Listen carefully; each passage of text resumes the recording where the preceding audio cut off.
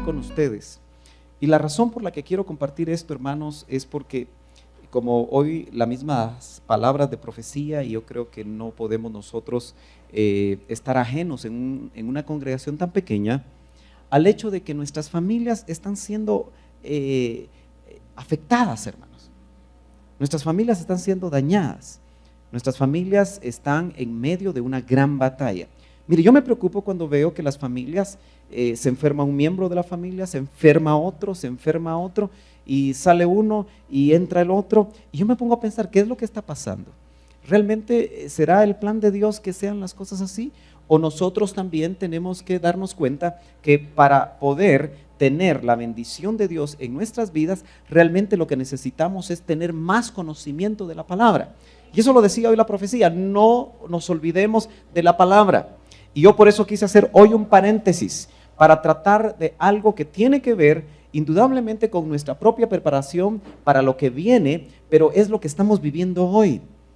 Así que yo quiero hacer, yo diría, un paréntesis para que nosotros nos detengamos a meditar sobre lo que estamos viviendo ahora y que cada uno de nosotros podamos ser sinceros delante de Dios y darnos cuenta que el plan de Dios es bendición para las familias, para todos los que estamos aquí.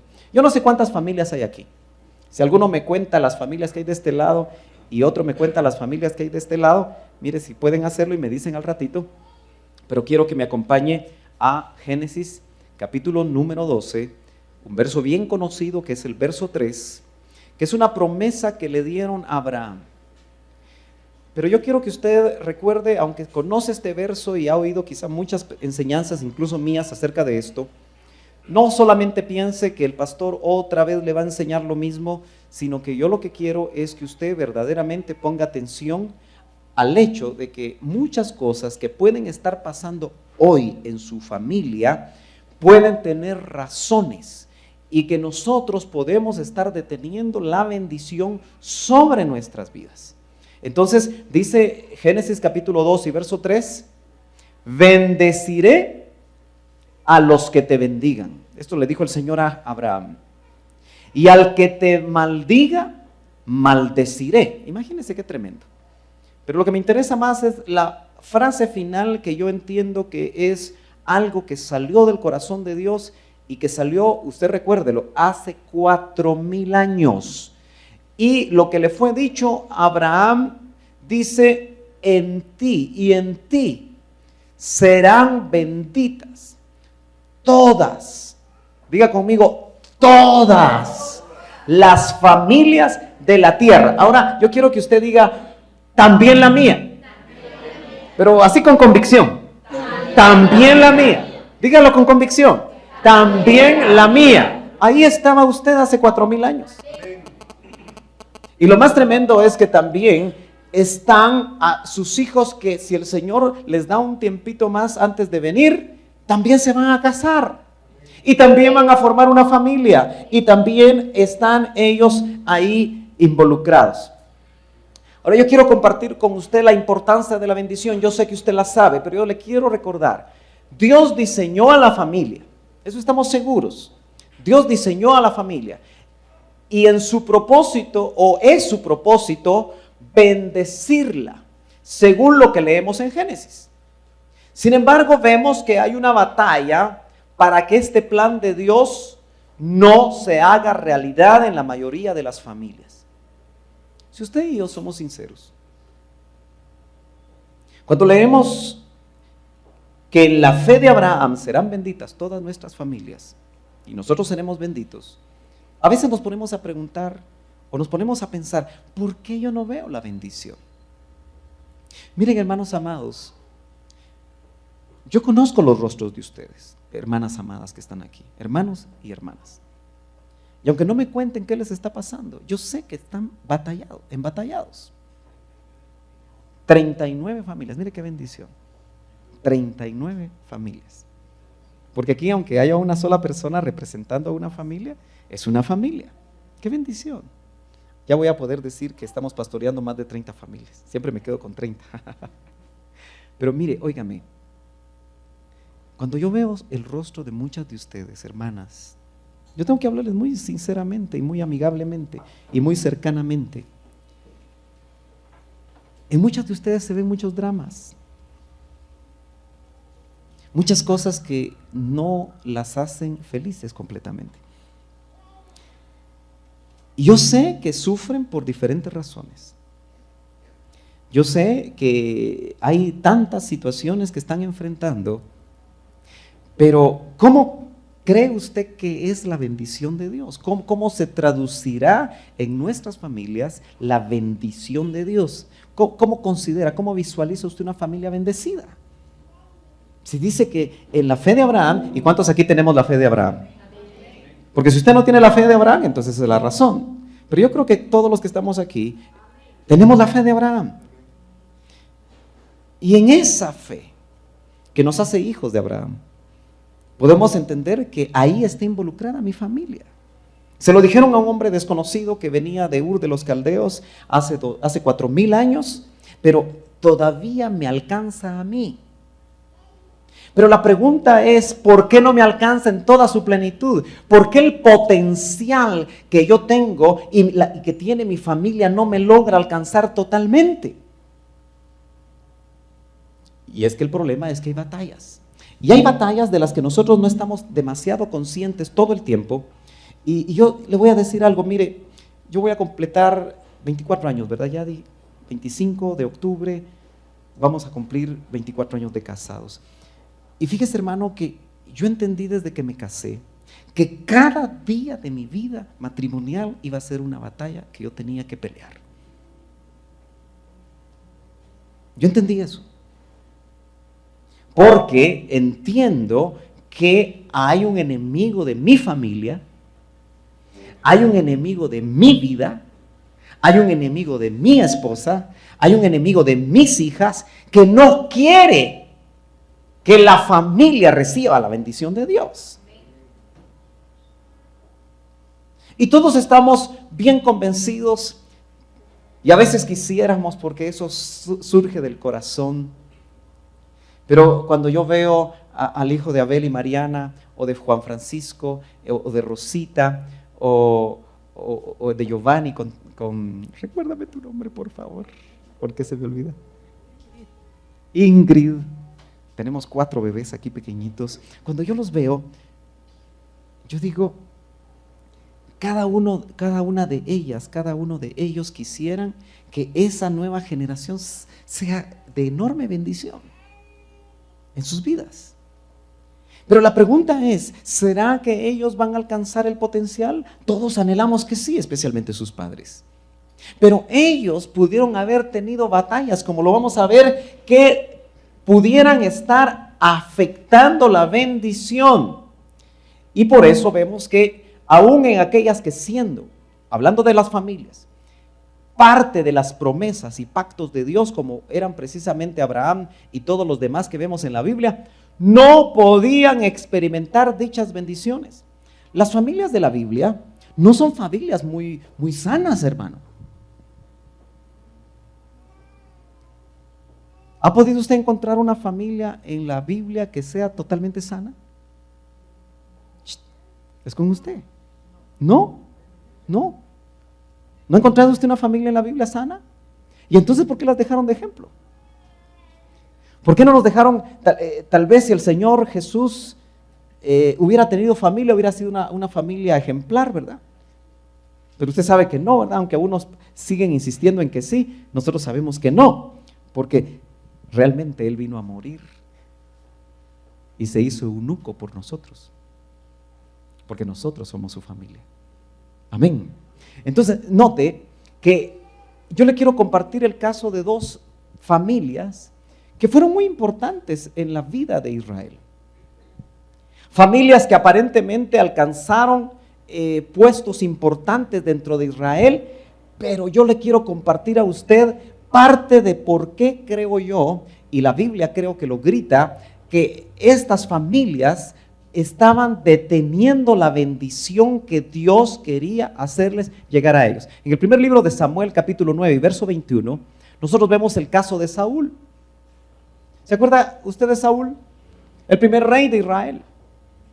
Podríamos decir que Saúl alcanzó grandes cosas, pero el problema es que Saúl, en realidad, cuando nosotros vemos toda su historia, entendemos por qué él tenía celos de David, por qué él tenía problemas con Jonatán, y por qué, si Dios le había dicho, porque ahí estaba la familia de Saúl, en la promesa dada a Abraham de que su familia iba a ser bendita.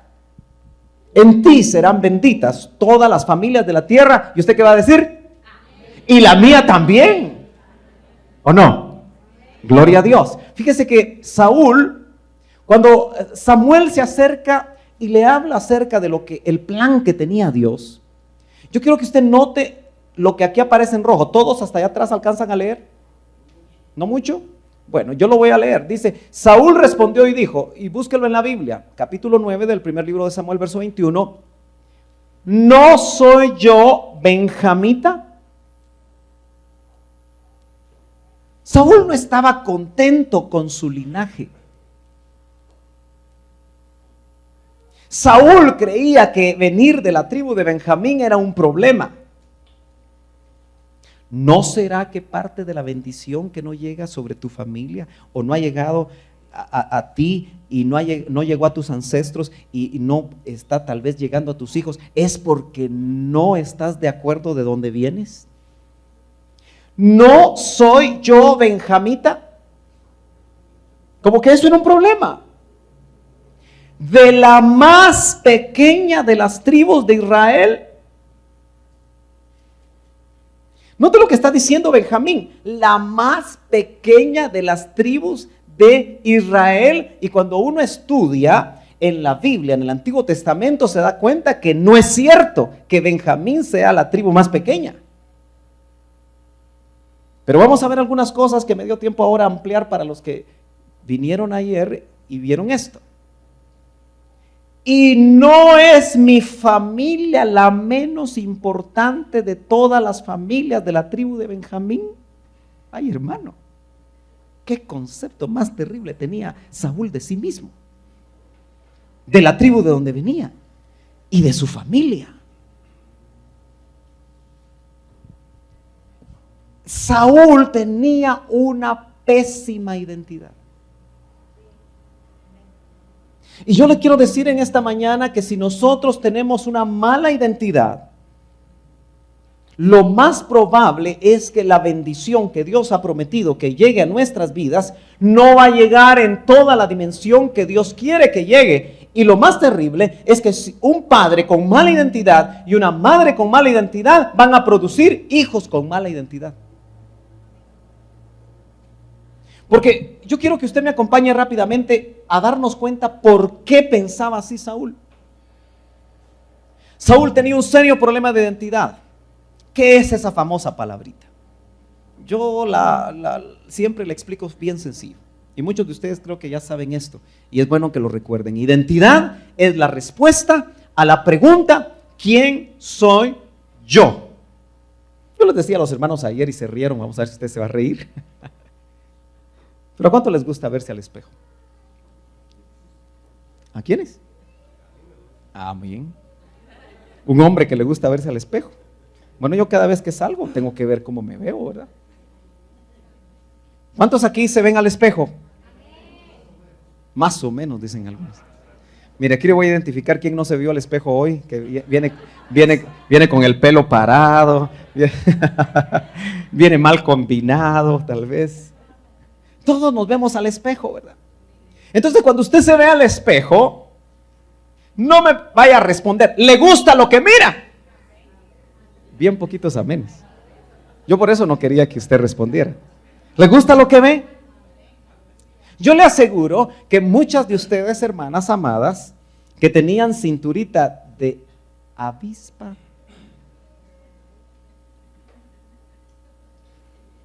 cuando se ven al espejo, ya no ven la cinturita de avispa, ¿verdad? Y entonces empiezan a decir, ay, estos gorditos de aquí, ay, y empiezan a hablar mal de su cuerpo. Estoy en lo cierto. Y se empiezan a sentir mal. Y no les gusta lo que ven. Pero la respuesta a la pregunta, ¿quién soy yo?, Si usted alguna vez se la hizo frente a un espejo, la respuesta que usted se dé, esa es su identidad. Y yo le quiero decir algo importante, mire, identidad está relacionada con el verbo ser. No está relacionada la identidad con el verbo hacer. Y la mayoría de personas relacionan su identidad con lo que hacen. Si usted responde frente al espejo, yo soy un abogado, o yo soy un ingeniero, o yo soy un músico, o yo soy esto, o yo soy aquello, todo eso, lo único que dice, ¿qué hace usted? No dice quién es usted. Y la mayoría de nosotros, cuando ¿y usted qué es? Yo soy secretaria, yo soy contador. No es esa la respuesta.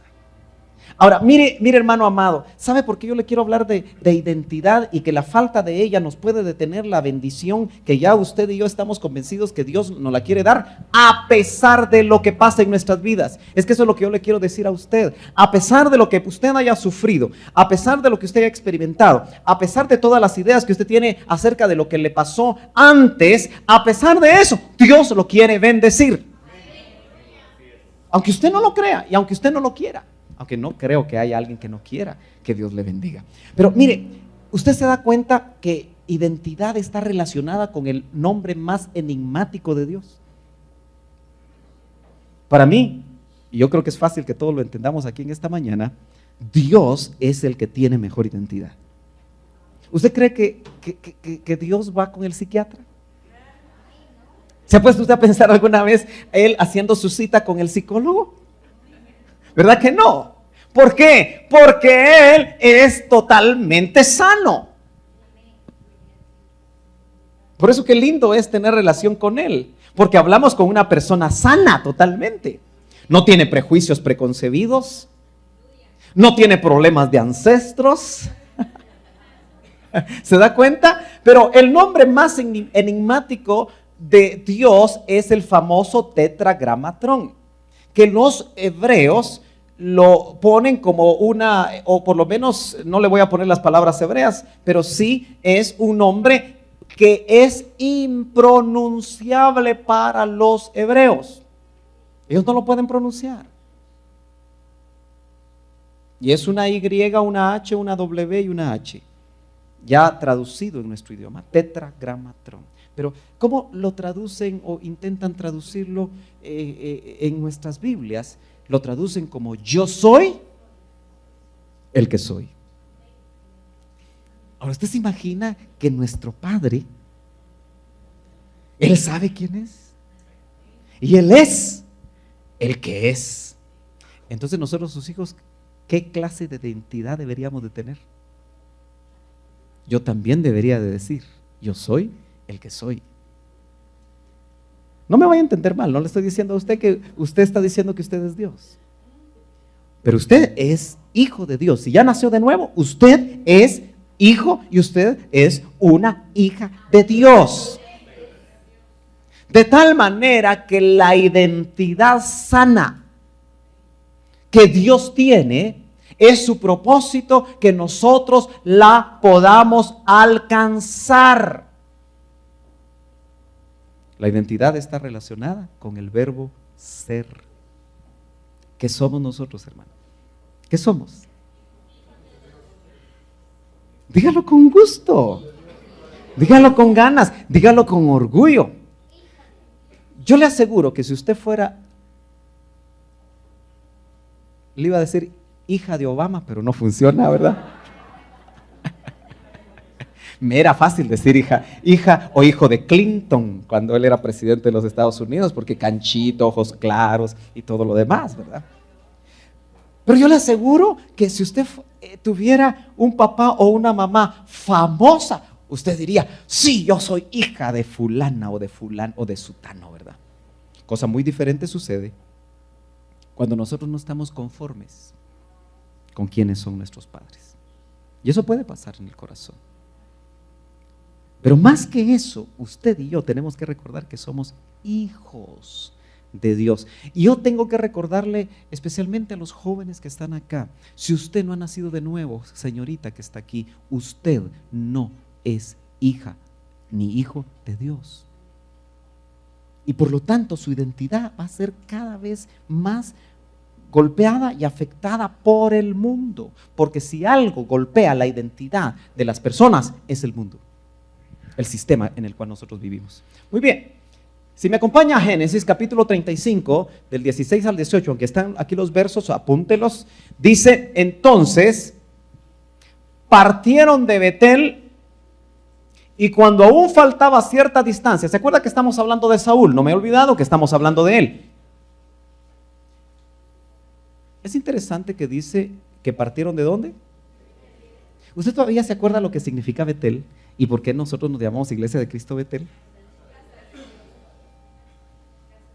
Vamos a tener que volver a hablar sobre eso, especialmente para los nuevos que han venido. Y cuando aún faltaba cierta distancia para llegar a Efrata, ¿qué le habla a Efrata?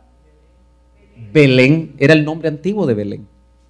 Raquel comenzó a dar a luz y tuvo mucha dificultad en su parto.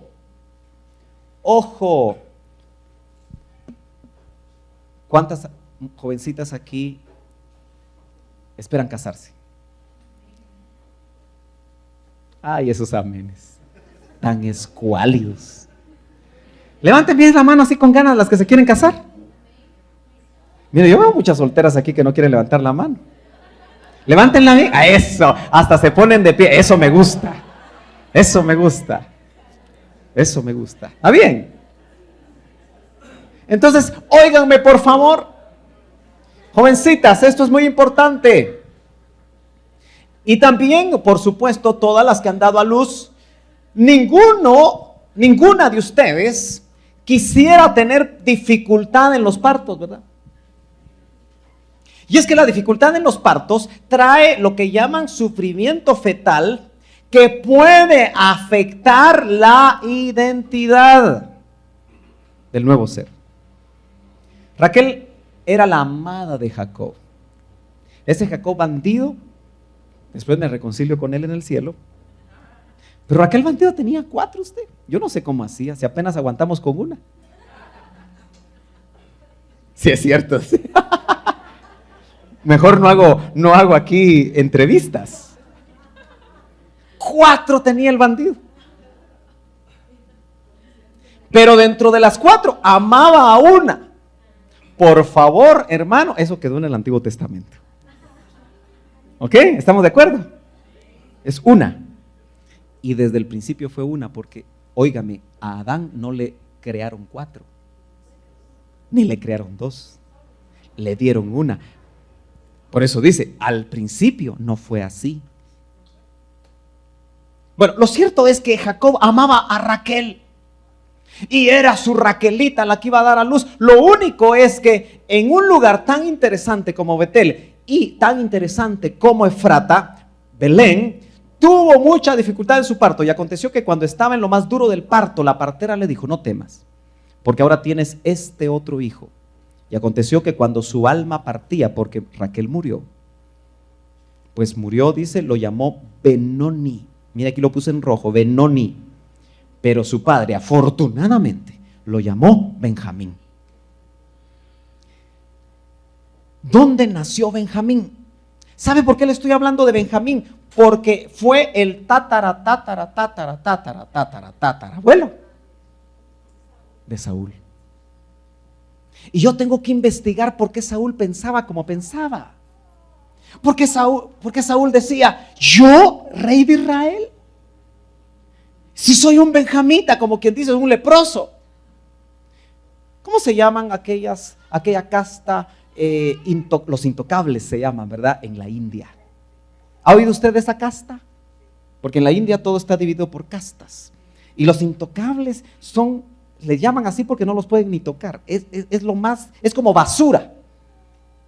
Por eso me gozo de aquellos misioneros que han ido a hacer obra dentro de los intocables de la India. Y me imagino que se convierten en intocables por amor a Cristo. Qué tremendo, ¿verdad? Pero fíjese que vemos nosotros que Benjamín, la raíz de Saúl, usted va a notar que todo en él era bueno. Pero ¿qué le sucedió para que Saúl pensara que era un problema ser benjamita? Lo vamos a ver rápidamente. El 12º hijo de Jacob y hermano carnal de José, también hijo de Raquel, al parecer fue el único hijo de Jacob que nació en la tierra de Canaán. Yo no me había puesto a pensar en eso. ¿Y qué fue lo que le ofrecieron a Abraham cuando salió de Ur? La tierra que fluía leche y miel. ¿Y los espías qué encontraron? ¿Qué encontraron? No los gigantes. ¿En qué se fijó realmente dos de los espías que tenían un espíritu diferente? En los frutos grandes, que tenían que cargar el racimo de uvas entre dos. Ahora, dígame usted, ¿eso no le habla a usted de bendición? ¿No le habla de una tierra que Dios había preparado especialmente para su pueblo? ¿Y no le habla en figura que lo que Dios quiere para nosotros es lo mejor? Pero el problema es nuestra identidad. Vengo de Yupe o del Jute. Vengo ¿de dónde? De la aldea más lejana de Guatemala. Yo diría, vengo de Amelco. Vengo de no sé dónde. Y siempre se ve que esas cosas son las que nos dificultan a nosotros para poder salir adelante. Es que fíjese usted que mis ancestros fueron idólatras. Es que fíjese que aquí y fíjese que allá. Estamos más conscientes de lo que viene atrás, de la promesa que Dios nos quiere dar. Otros dirán, es que yo vengo de sangre inglesa. Por eso me llaman gaito inglés. Como yo les dije ayer a los hermanos, si yo fuera alemán, sería pastor alemán.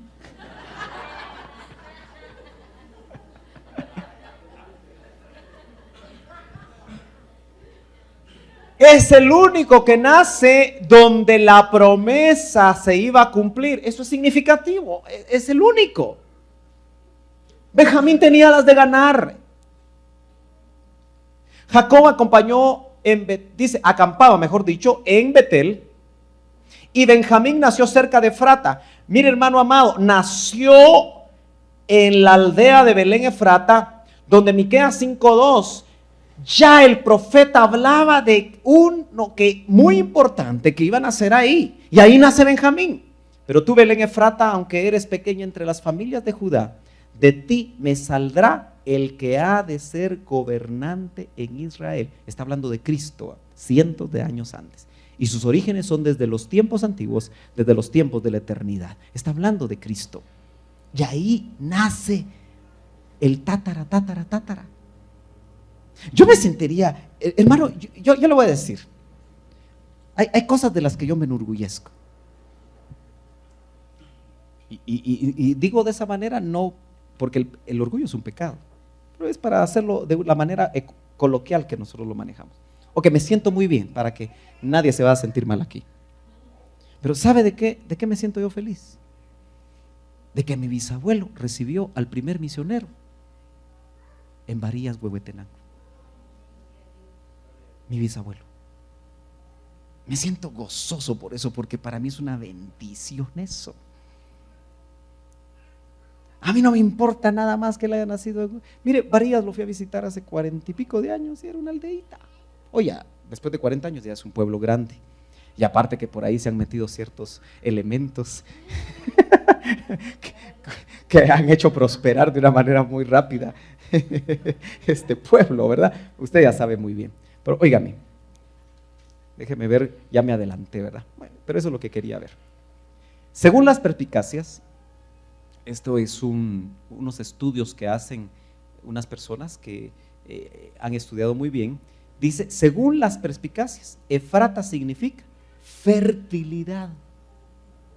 ¿Sigue viendo usted que todo le lucía a Benjamín? Como que la entrada para las promesas de Dios a su familia tenían que llegarle a sus nietos y a sus bisnietos. Porque, hermano amado, mire, estamos viendo escatología, pero estamos conscientes que el Señor puede venir hoy o se puede tardar 10 años, o se puede tardar 20 años, o se puede tardar 40 años. Al fin del cabo, dice que Dios quiere que todos procedan al arrepentimiento. Y yo no le voy a marcar al Señor el tiempo que tiene que venir. Yo lo he esperado casi por 40 años, y si hay que esperarlo por otros 40, yo lo sigo esperando gozoso, si es que llego a los otros 40, ¿verdad? Ojalá que sí. Pero mire, la administración materna o paterna pueden definir para bien o para mal. ¿Se acuerda que nos quedamos que la mamá le puso a su hijo Benoni?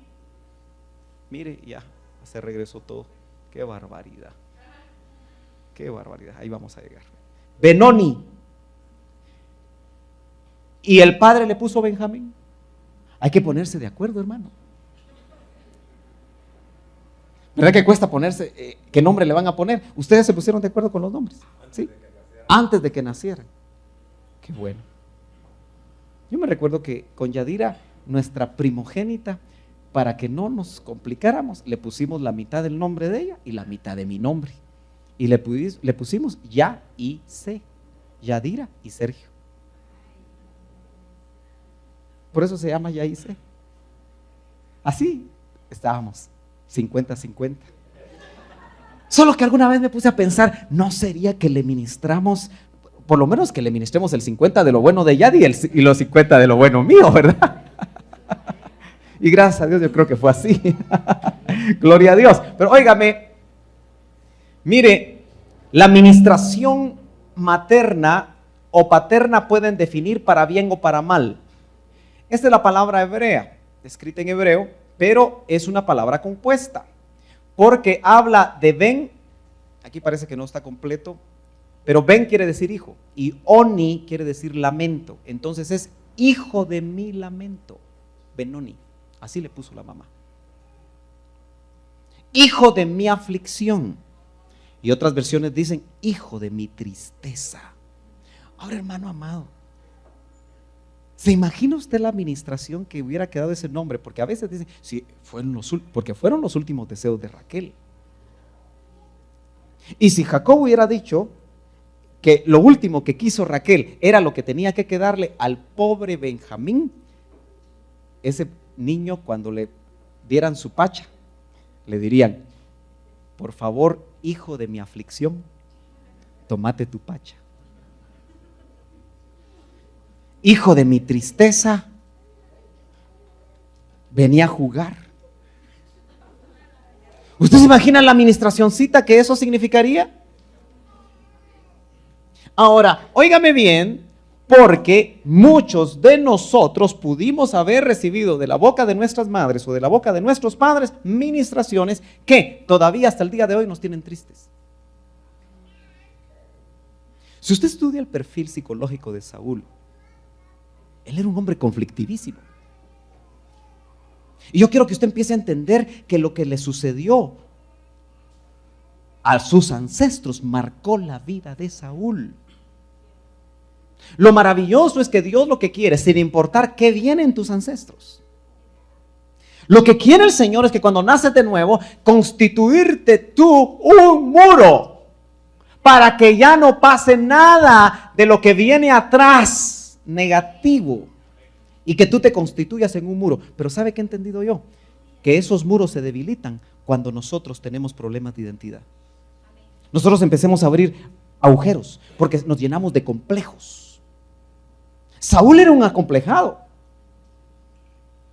No soy un benjamita. Y no es la tribu de Benjamín la más chiquitita. Y no es mi familia la más chiquita de la tribu más chiquita de Israel. Acomplejado, apocado. Y sabe que muchos de nosotros podemos ser apocados y por eso no se desarrolla el propósito de Dios en nosotros. Hermano, el Señor lo está llamando para servirle. A mí, ¿cómo va a ser eso? Si soy tartamudo. Y muchos se quedan sentados, quietos, sin que el Señor los pueda usar en el potencial que Él quiere usarlos. ¿Y sabe qué? Lo que usted hoy está haciendo está afectando a sus hijos. Jovencita que estás aquí, lo que tú estás haciendo hoy va a afectar a tus hijos. ¿Para bien o para mal? Qué bueno que Jacob inmediatamente quitó la administracióncita esa y le puso Benjamín. ¿Y sabe qué significa Benjamín? Benjamín, hijo de mi diestra. ¿Cuántos aquí son zurdos? Levanten bien la mano los zurdos. No hay muchos zurdos, ¿verdad? Una de mis hijas, la segunda, es zurda. Dicen que los zurdos son inteligentes. Son creativos. Bueno, dejemos a los zurdos un ratito. Pero ¿se ha dado cuenta que los que somos diestros, y la diestra en nuestro concepto, aún desde los tiempos antiguos, era en la diestra donde un rey tenía el cetro? Es en la diestra donde se marca la autoridad.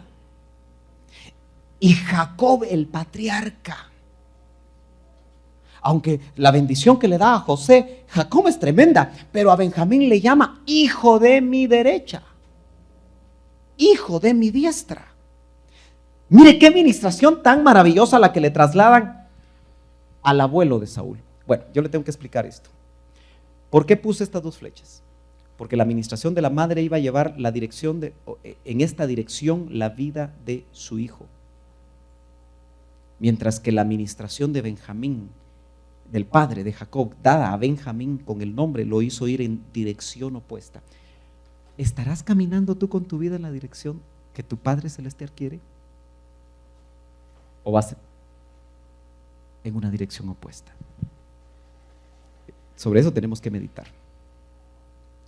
Mire, la bendición de Jacob al morir.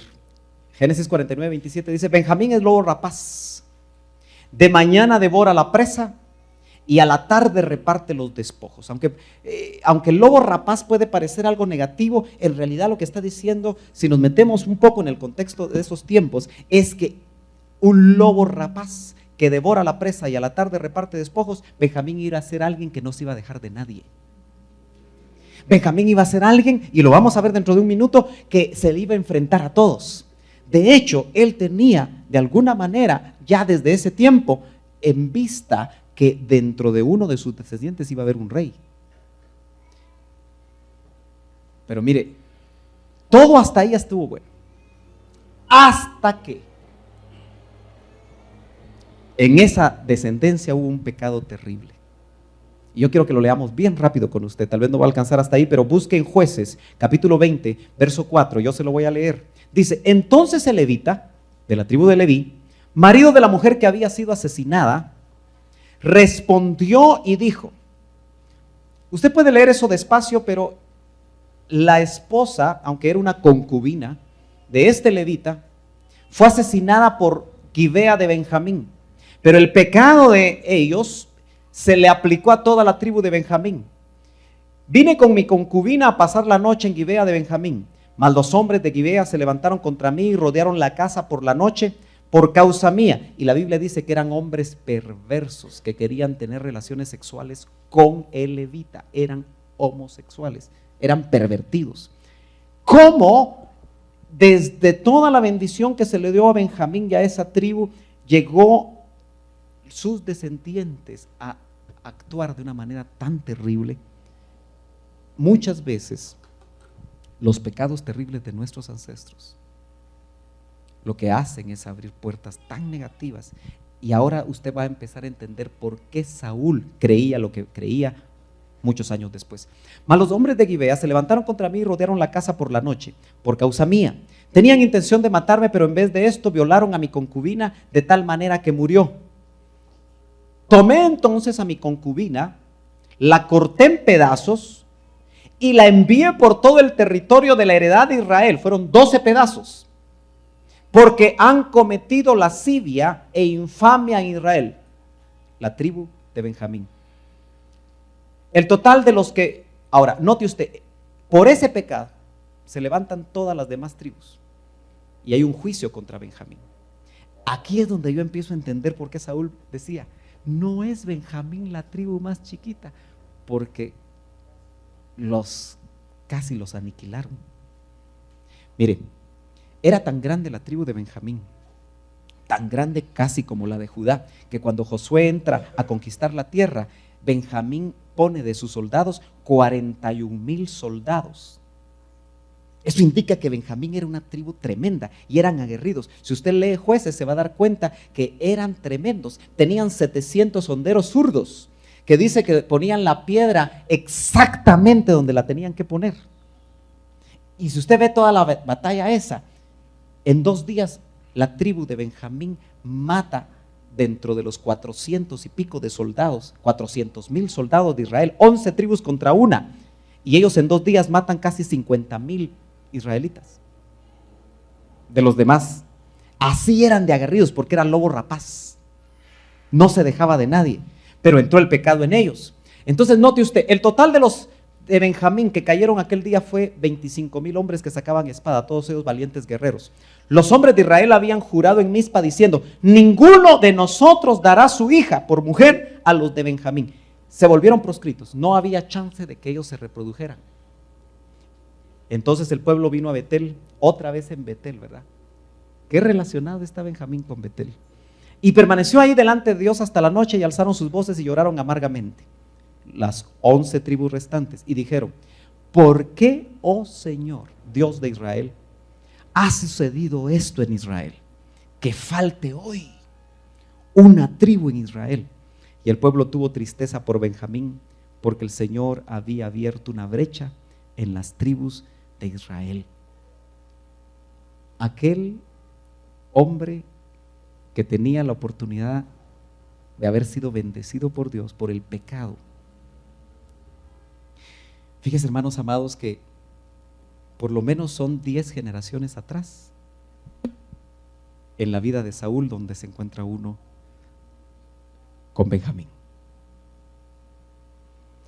Yo ayer cuando venía para acá me ponía a pensar: Señor, ¿y cómo podría yo hacer para investigar mi 10ª generación atrás? Es complicado, ¿verdad? Yo solo sé de mi bisabuelo y mejor me quedo ahí. No vaya a ser que haya otras cosas atrás, pero en el nombre de Cristo todo eso puede ser detenido, ¿verdad? ¿Sí? Entonces, mire, hermano amado, yo voy terminando. El juicio de Benjamín fue terrible. Eso quiere decir que los pecados ancestrales pueden ser los que en tu vida estén deteniendo la bendición. Por lo que tú crees, por lo que tú piensas. Y no solo los pecados ancestrales, lo que te pasó a ti antes de venir al Señor, que puede haber dañado fuertemente tu identidad. En los próximos minutos, muy rápidamente, porque yo quiero compartir esto también contigo. Este personaje, ¿se acuerda usted quién es? Se le puede reducir en esta pequeña frase: de pastor de ovejas a rey. El caso de David. El primer libro de Samuel 18:18. Usted se va a dar cuenta que David también era acomplejado. Si los reyes de Israel eran acomplejados, ¿qué tal el pueblo?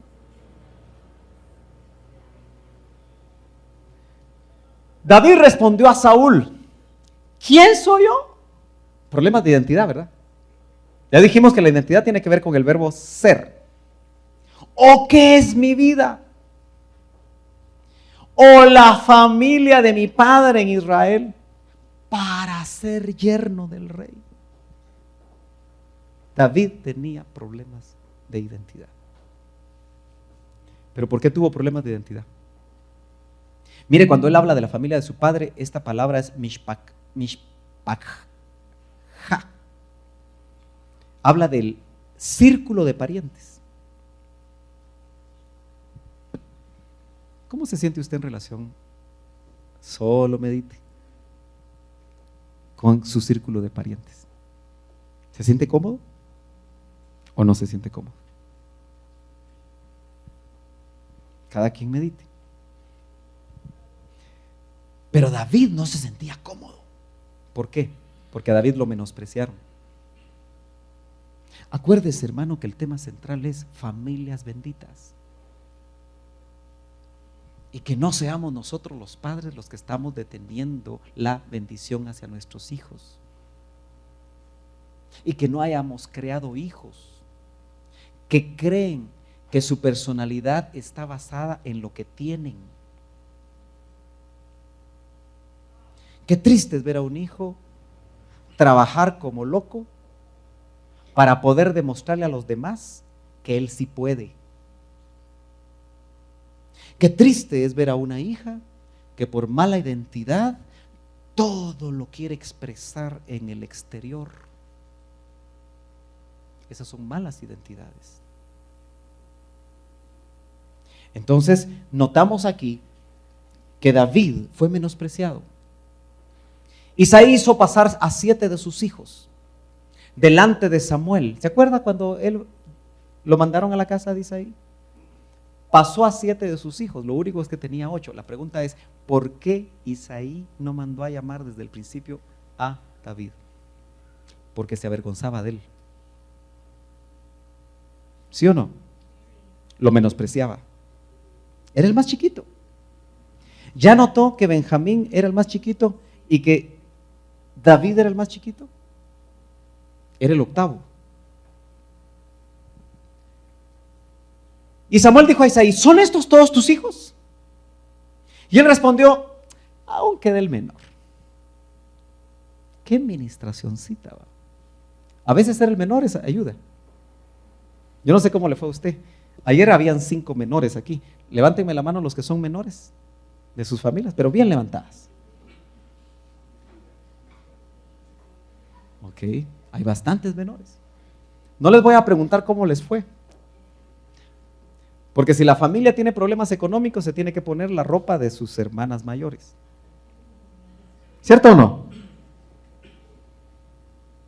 Y eso a nadie le gusta. Y si la familia, ya los mayores, porque es bastante chiquito, y todos se casaron, a él le toca todo lo bueno. Así que depende cómo le fue a usted, ¿verdad? ¿Son estos todos tus hijos? Y respondió, aún queda el menor que está apacentando las ovejas. Entonces Samuel dijo a Isaí, manda a buscarlo, pues no nos sentaremos a la mesa hasta que venga él acá. Y envió por él y lo hizo entrar. ¿Cómo era, chicas? Así como se lo recetó el doctor, ¿verdad? De ojos hermosos y bien parecidos. Paraba el tráfico, David, usted. Uno así debería de venir a Betel, dicen las chicas. Aunque sean fotos, se los vamos a poner por ahí. Y el Señor dijo, levántate, úngele, porque este es el menospreciado, que ni su papá lo quería, ni sus hermanos. Era el escogido de Dios. Ahora, yo quiero rápidamente ver con usted esto. Mire lo que David pensaba de sí mismo. Primer libro de Samuel 18:23 dice, y los siervos de Saúl hablaron estas palabras a oídos de David. Pero David dijo, ¿os parece poca cosa llegar a ser yerno del rey? Siendo yo, identidad, ¿verdad? Un hombre pobre y de poca estima. ¿Quién le ha dicho a usted que no tener dinero es equivalente a ser de poca estima? ¿Quién nos ha dicho eso a nosotros? Identidad no es tener. Si usted necesita un Mercedes-Benz nuevo para sentirse alguien, qué triste.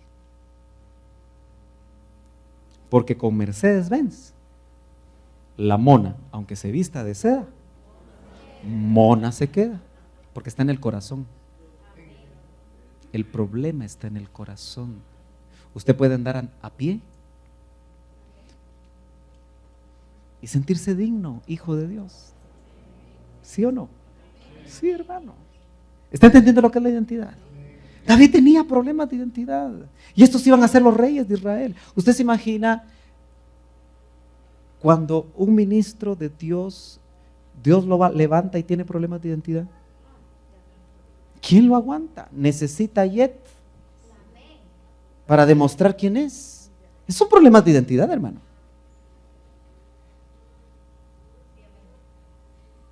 Necesita muchas cosas para que lo vean y que lo... Porque tiene problemas de identidad.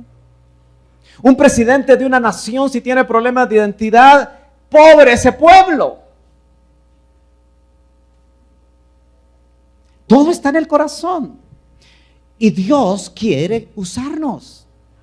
Dios quiere bendecirnos. Pero necesitamos estar sanos. Que Él nos ministre su identidad. Yo termino. Hoy sí. Siendo yo un hombre pobre, David podía ser pobre. Pero no tenía por qué pensar que era de poca estima. Porque está diciendo de poco valor. Nunca, hermano amado, te sientas mal en las reuniones de la casa de Dios, ningún discipulado, porque tú no llevas lo que lleva otro. Eso pasaba en la iglesia de Corinto. Cuando tomaban la Santa Cena, como antes comían, Pablo les tuvo que decir, espérense unos a otros para comer. Y lo que sucedía que unos llevaban su pedazo de pollo, así grandote, parecía chompipe. Y ahí apareció un hermanito con sus frijolitos negros. Y se sentía mal. Esos son complejos. Qué ricos son los frijolitos, hermano. Mejor si son con epazote. Aleluya. Ricos. ¿Me está entendiendo? No es lo que tú tienes lo que define quién eres. David estaba también en problemas. Lo que Dios pensaba y lo que los hombres pensaban de David. Yo quiero que usted se ponga a pensar en esto, porque usted puede tener una mala opinión de usted mismo. Y Dios no está pensando eso. Mire, en 1 Samuel 13:14, lo que Dios pensaba. Pero tu reino no perdurará, le dijo Samuel a Saúl. El Señor ha buscado para sí un hombre. ¿Quién era ese hombre? David, conforme a su corazón. Y el Señor le ha designado como príncipe sobre su pueblo. Mire lo que Dios pensaba de David. ¿Y qué pensaba David de él? Soy pobre. No tengo valor. ¿Le parece conocido? Lo que pensaban los hombres de David, las personas. Y respondió uno de los mancebos, eso es de la corte real, y dijo: he aquí, he visto a un hijo de Isaí, el de Belén, que sabe tocar. Diestro, ¿no? Es poderoso y valiente, un hombre de guerra, prudente en su hablar, hombre bien parecido, y lo más tremendo, y el Señor está con él. Eso decían los hombres. ¿Y David qué decía? Soy pobre, no valgo. ¿No será que nos pasa eso a nosotros, hermano? Qué bueno que cuando David murió, pudo expresar eso que está ahí. Al fin le creyó a Dios. Ojalá que nosotros le creamos a Dios, para que las bendiciones que Él tiene para nosotros y para nuestras familias puedan llegar, hermano, a borbotones. Estas son las últimas palabras de David.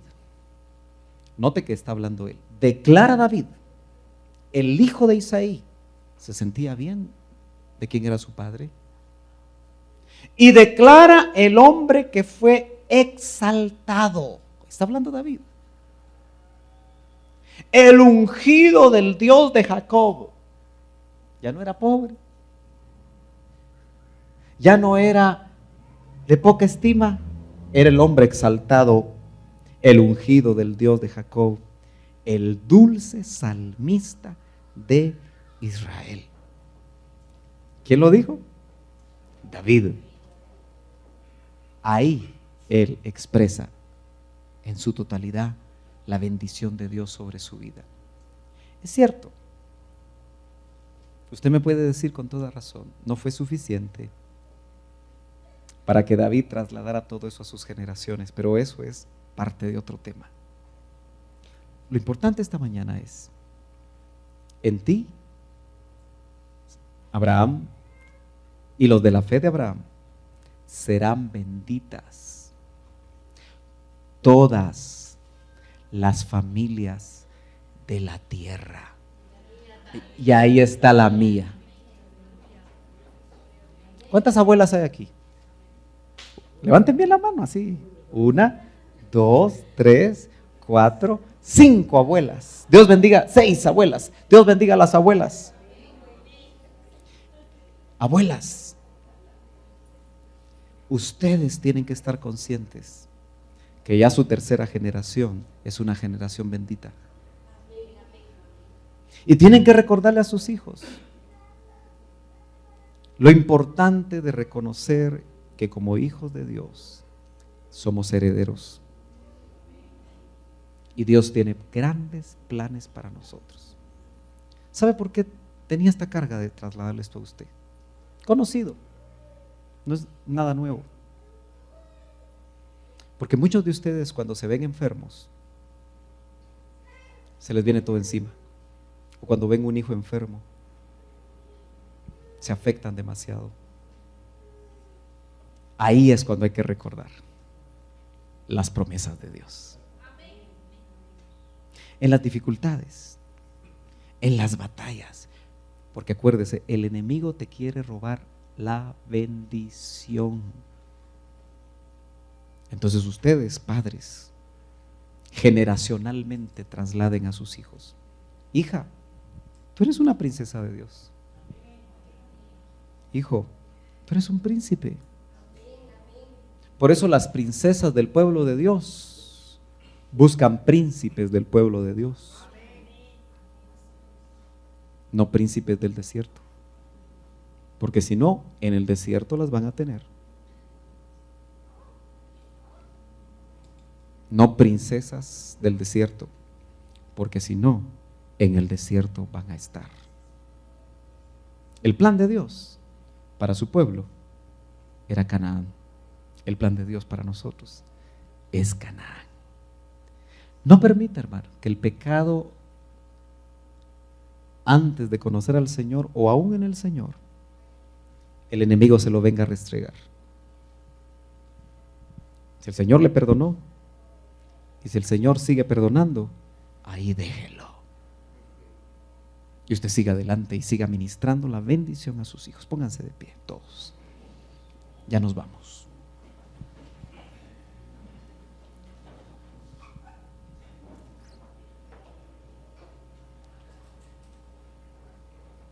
Si no ves lo que quieres ver en tus hijos, ¿por qué no le prestas los ojos al Señor? Para que Él te empiece a mostrar a ti lo que Él mira en nosotros.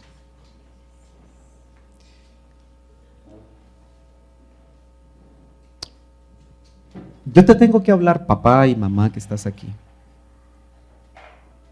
y recordarte que lo que tú les dices a tus hijos hoy, especialmente cuando estás molesto, ¿cómo utiliza Satanás, óyeme bien, la boca de los hijos de Dios para dañar a sus hijos, para maldecirlos, para trasladarles una administración que no es de Dios? Si eso ha pasado en tu vida, hoy es tiempo para arrepentirse. Es tiempo para bendecir. Cuando estés molesto, por favor, mejor métete en tu cuarto. Mamá, papá que estás aquí, y órale a Dios, orémosle a Dios. Y volvamos a creer en las promesas de Dios. La identidad de nuestros hijos, óyeme bien, no depende de lo que ellos hagan, porque la identidad no está en lo que nosotros hacemos. ¿Cuántos padres maldicen la identidad de sus hijos por lo que ellos hicieron? ¿Cuántos padres se sienten tristes por lo que ellos hicieron? Y es válido sentirse triste, pero acuérdate, lo que ellos hicieron o lo que ellos puedan hacer nunca va a quitar la verdad de que son hijos, tus hijos. Como nunca el Señor, cuando el pecado nos alcanza, nuestro Padre en el cielo nos quita la posición de ser hijos. Corrige nuestro pecado. Disciplina nuestra actitud. Pero nos sigue amando. Porque nosotros somos sus hijos. Quiera Dios que cada uno de nosotros podamos recordarle eso a nuestros hijos. Qué maravilloso sería que tú, cuando llegues a casa, papá, mamá, seguramente el Espíritu te ha recordado cuando alguna vez dijiste algo malo de tu hijo o de tu hija porque había hecho algo que te desagradó a ti. Y si lo que dijiste todavía no has pedido perdón y no has quitado esa administración, qué bueno sería que lo hicieras. Porque si es un joven y una señorita que todavía no se han casado, si esa administración no es retirada, va a ser un vector que va a pasar a través de tus generaciones.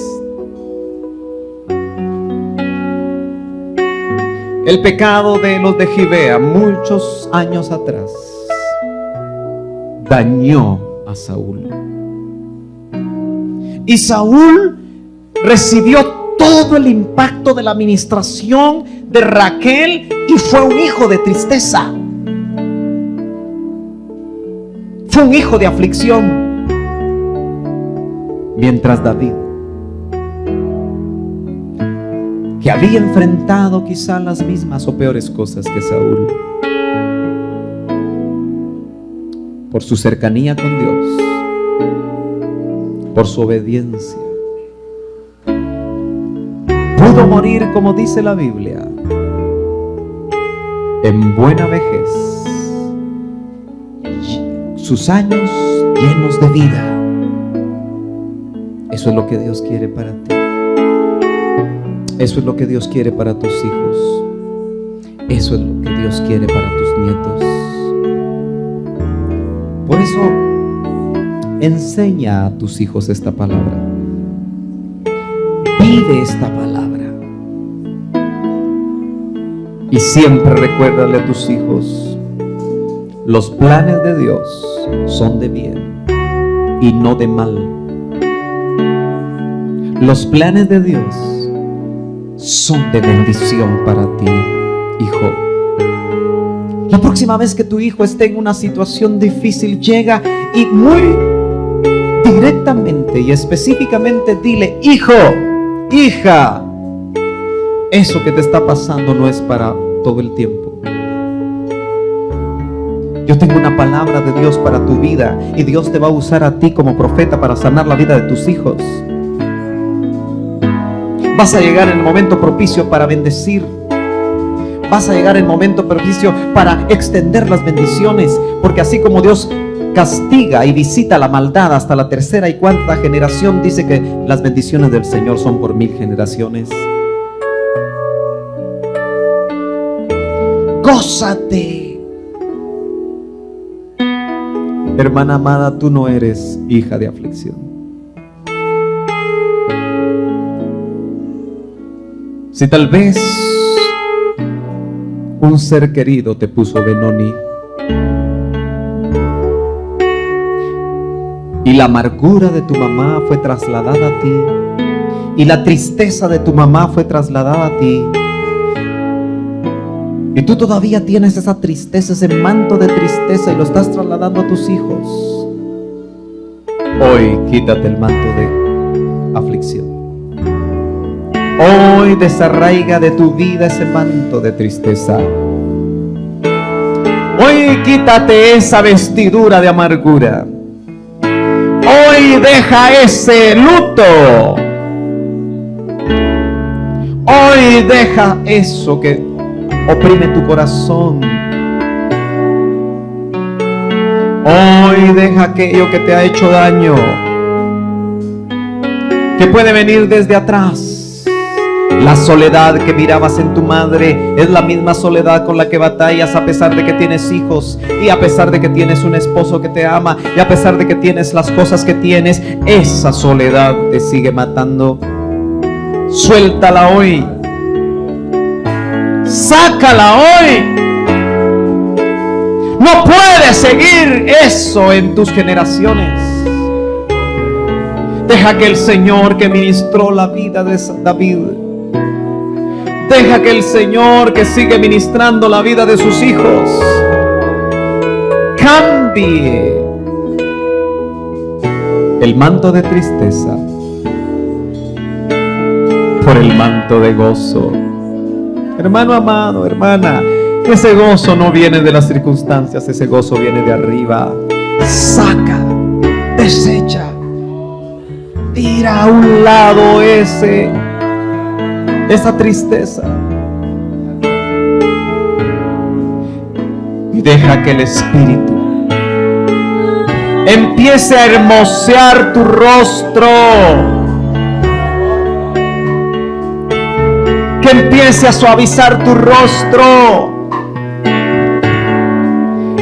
que empiece el Señor a cambiar desde lo profundo de tu ser lo que Él quiere hacer en tu vida. Hoy saca todo lo que te oprime. Saca todo aquello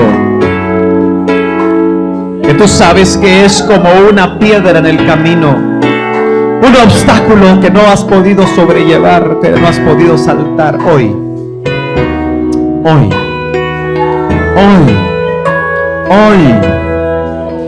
yo vengo tomando autoridad contra todo espíritu viajero que ha pasado de generación en generación. En el nombre de Jesús venimos tomando autoridad contra todo espíritu ancestral que pasó de una generación a la otra. En el nombre poderoso de Jesús, yo vengo tomando autoridad y lo vengo cortando y lo vengo echando fuera. En el nombre de Jesús. En el nombre de Jesús. En el nombre de Jesús. Te vas fuera. Ya no perteneces aquí. Te vas fuera. En el nombre de Jesús. Espíritu viajero, te vas fuera. Ahora sueltas esa vida que pertenece al Señor. En el nombre de Jesús. En el nombre de Jesús. En el nombre de Jesús. En el nombre de Jesús. Hermano, usted siga orando, usted siga clamando, usted siga peleando su batalla en el nombre de Jesús, porque el Señor va a traer liberación. En el nombre de Jesús. En el nombre de Jesús. En el nombre de Jesús. En el nombre de Jesús. Usted siga orando. Usted siga clamando. Usted siga peleando su batalla. Usted siga renunciando. Usted siga renunciando. Usted siga renunciando. Usted siga creyendo en el poder de Dios. En el nombre de Jesús.